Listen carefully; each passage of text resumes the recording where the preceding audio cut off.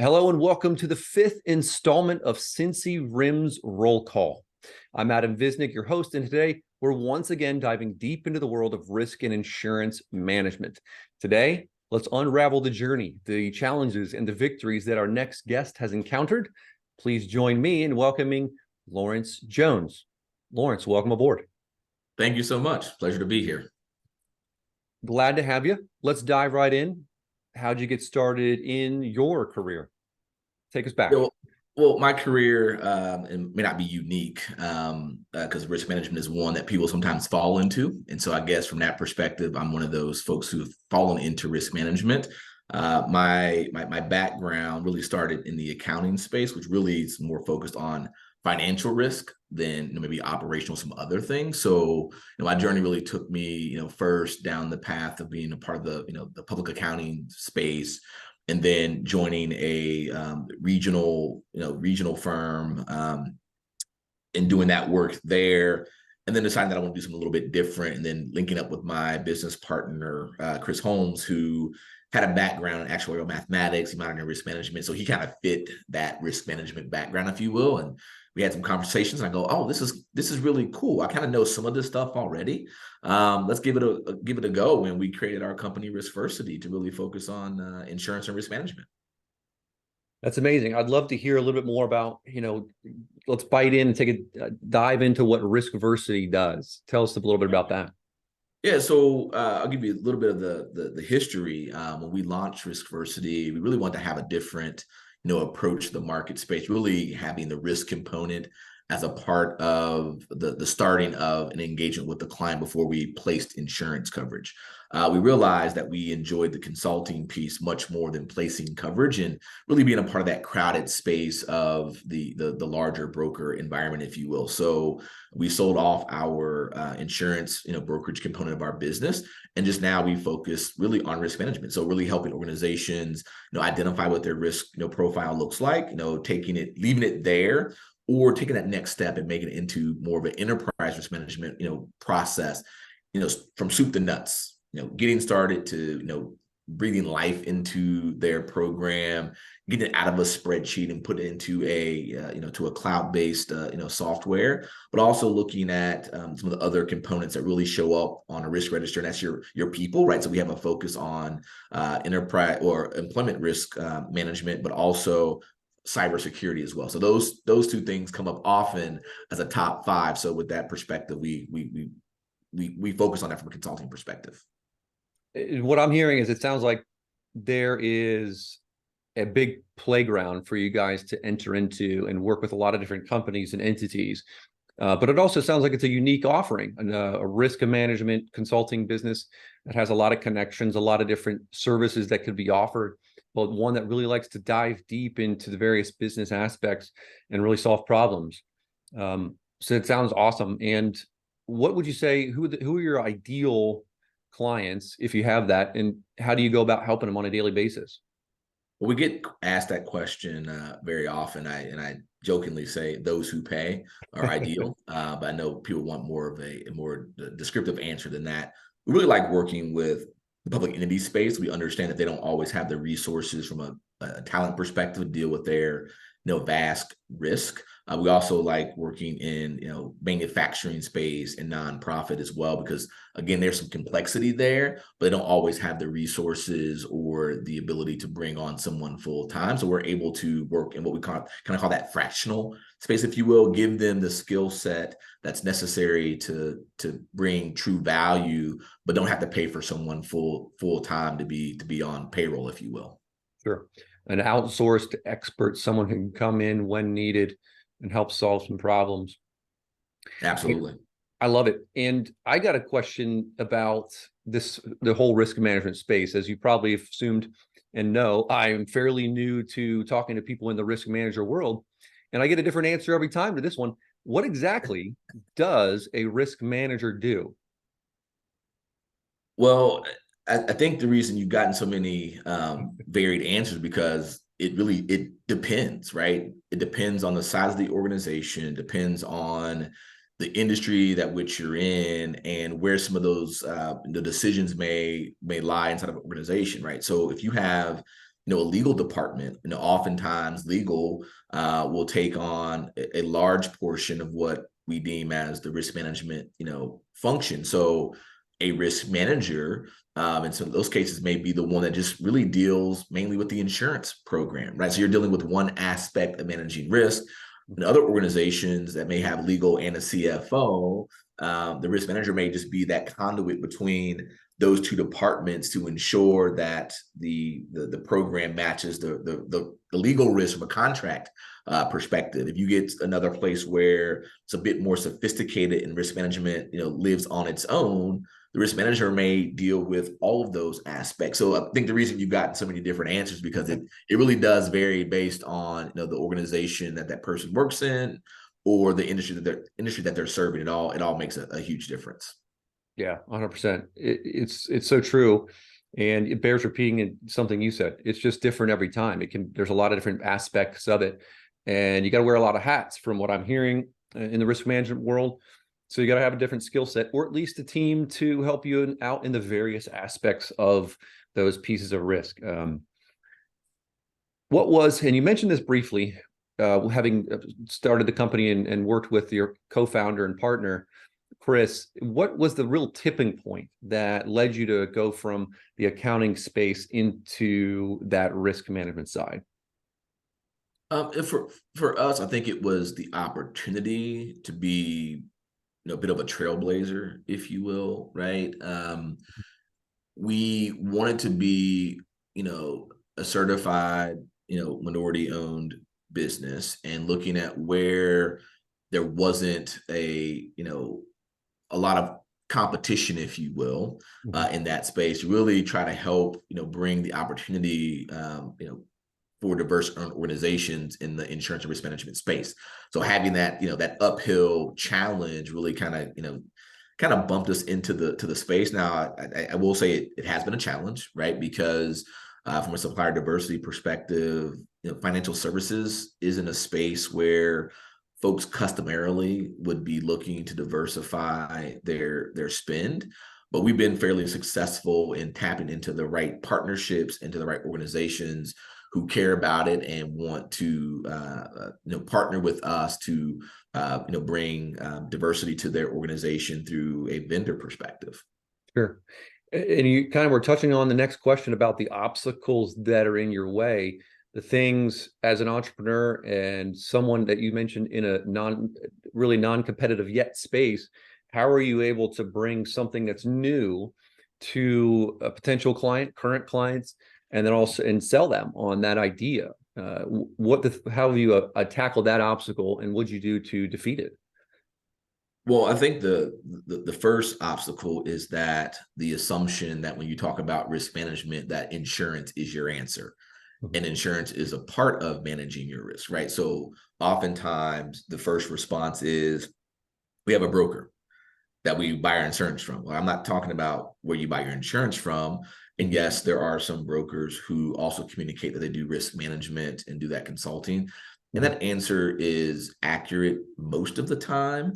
But the industry is set up that you're really, if you're an agent or a broker, you get paid to place coverage. And yes, you're looking at some risks, but you're there to really, transfer that risk. And not every shop really truly has a focus on pure risk management, really looking at the entire landscape of your organization more enterprise-wide to say, what's uninsurable, and not assuming that we bought insurance to cover everything, really diving through that process and creating that risk register to know what risk are we really focused on, what are we doing about them, did we buy the right insurance for it, if it is insurable.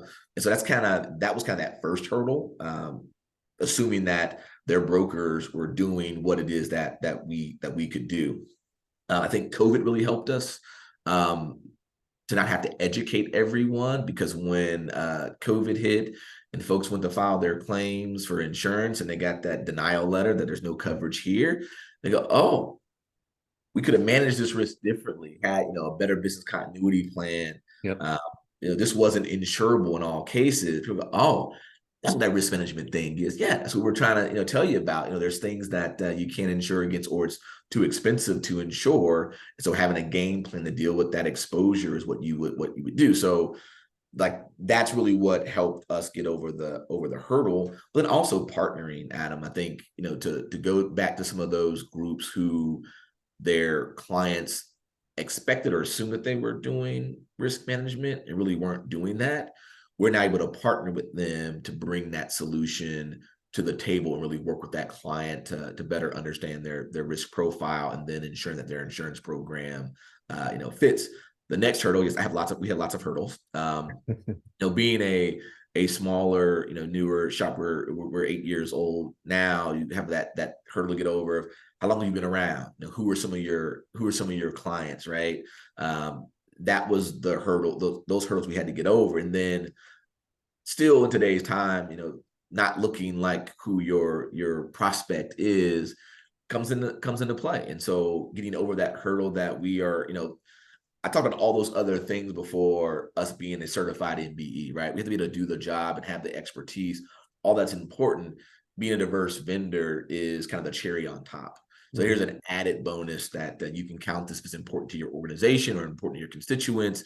You can check that off and have a spin there. But it's more importantly that we can help you solve a problem like any other business. What is your value add? What's your value proposition? We have to communicate that, and it's really helping an organization really understand their risk and whether it's insurable or uninsurable, and what are they going to do about it. What's that plan to have, to deal with that exposure? Yeah, a ton to chew on there.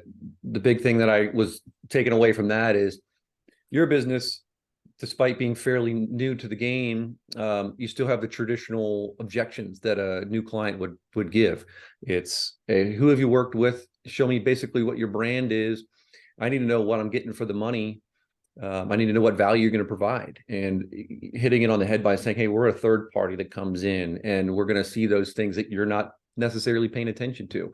And maybe you've looked over the fact that risk managers aren't just insurance brokers or your middleman, so to speak, between that insurance company and your own.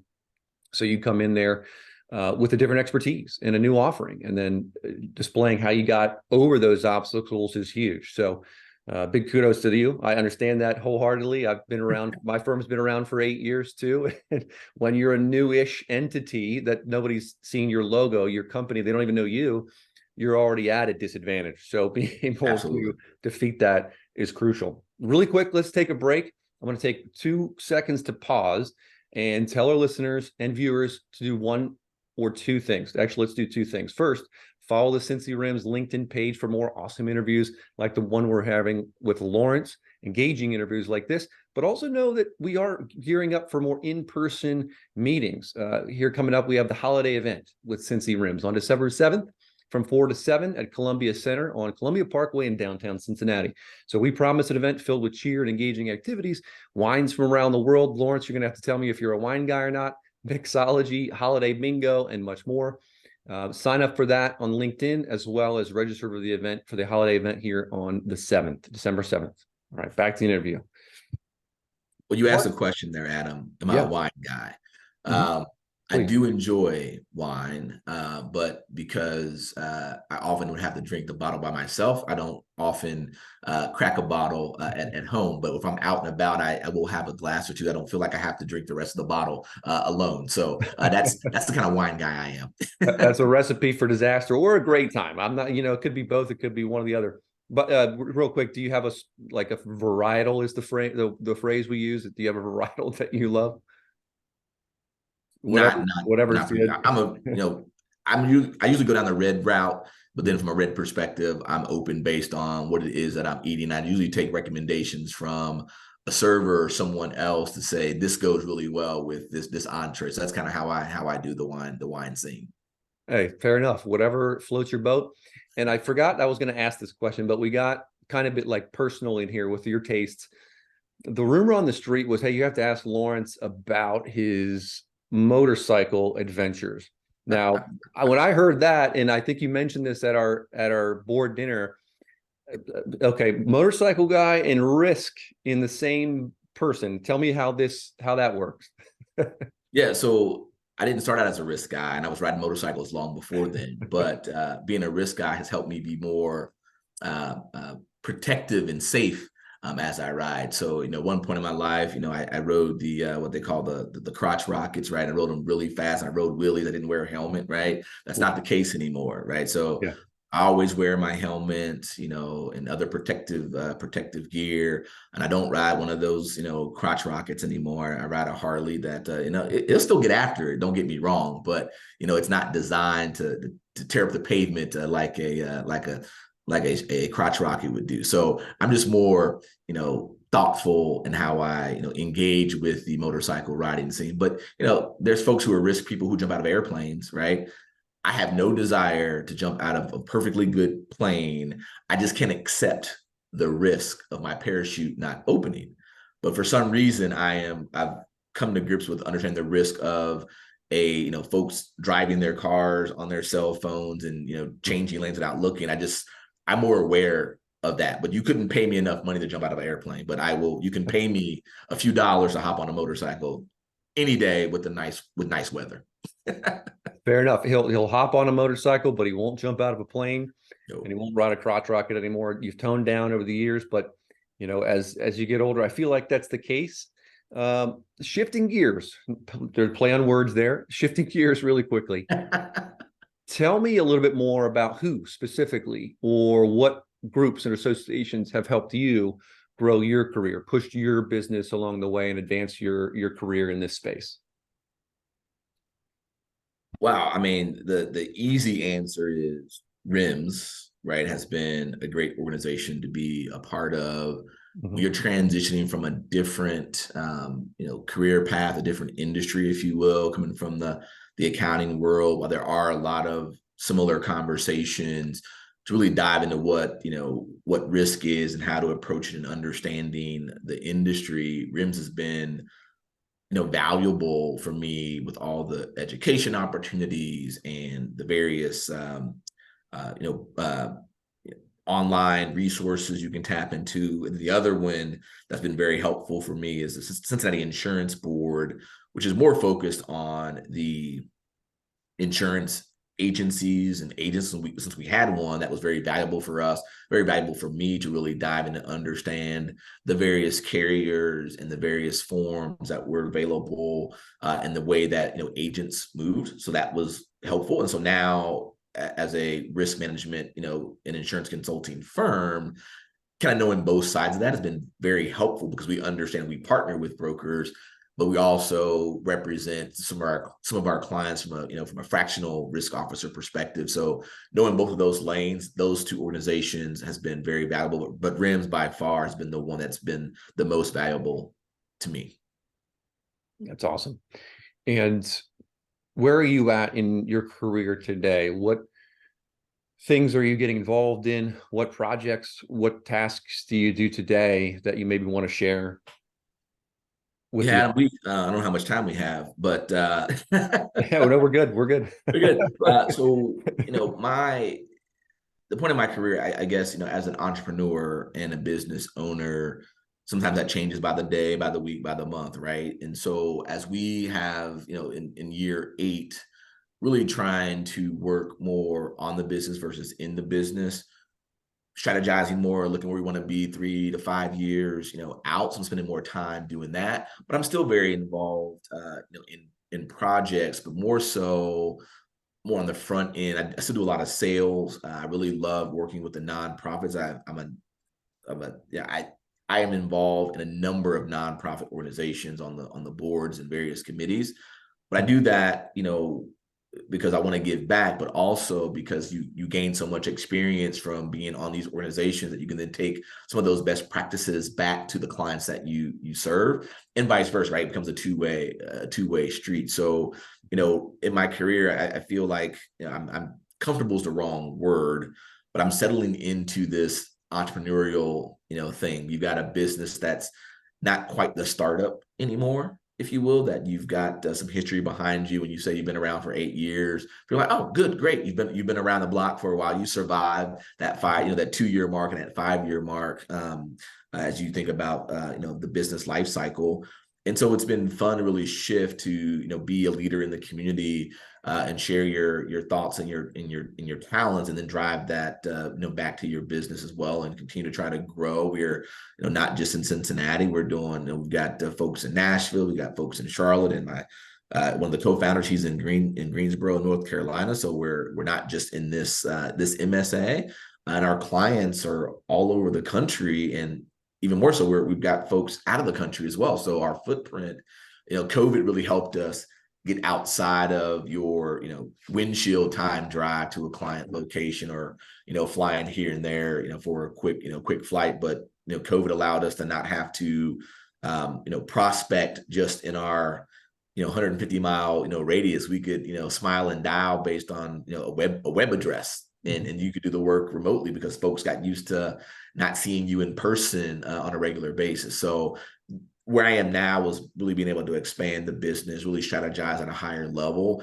and look to see where we get the most traction with our services, and go be really good, delivering enterprise risk management solutions to clients of all sizes and types. No, it's great. Congratulations on your success. It's awesome to hear that the growth of local companies expanding to not just the Midwest, but geographically the 50 states, as well as outside the United States. Always great to hear. Love the entrepreneurial spirit. I can obviously empathize with that myself personally, but it's also great to hear somebody also in the RIMS board who is a fellow entrepreneur, but one who's also getting success. So continue to be a beacon of light for those in the association, as well as entrepreneurs out there. Love to hear it. Let's cap off this interview, and there's a lot that we could talk more about, but let's cap this off with our classic segment, CincyRIMS Rapid Fire. What do you say? Let's do it. All right. Sounds like you were a Cincinnati guy, born and raised. Gold Star or Skyline for you? Well, I am a Gold Star fan, but I will eat Skyline. You will eat Skyline. If I have to put you on the spot here, which one would you go with? Given the choice, one or two, Gold Star or Skyline? What's your go-to? Well, because I have aspirations of working with Skyline, you're going to force me, Adam, to say Skyline. Skyline it is. I got him. Perfect. What high school did you go to, Laurence?